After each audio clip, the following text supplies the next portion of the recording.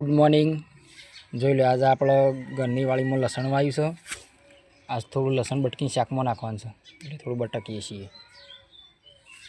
જોઈ લે મોટું મોટું થઈ ગયું સન. તમારે પણ લસણ જોઈતું હોય થોડું ઘણું તો આપણી વાડીમાંથી અહીં તમે લઈ જઈ શકો છો. વધારે નહીં પણ થોડું માપનું શાકમાં નાખાય એટલું લઈ જઈ શકો.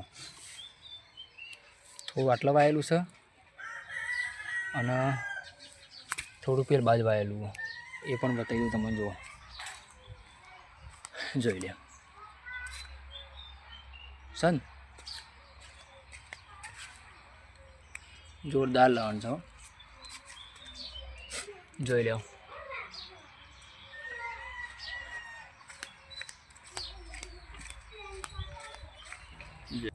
જોઈ લે લસણ થોડું લાવે છે શાકમાં નાખવા માટે. તો એ ધોવામાં આપી દઈશું. વળે વાટી દે તુવેરો પાપડિયું બધું મિક્સમાં શાક સાજ કોથમીર બોથમીર નાખી દીધી. ફુલેવર લસણ આદું નાખીને જોરદાર શાક બનાવ્યું. જોઈ લે 25ની 250 તુવેરો સાલ એકદમ છે ને, એકદમ જોરદાર. આપણે એમ બધું મિક્સ રસો બસો બનાવે છે ખાવા માટે.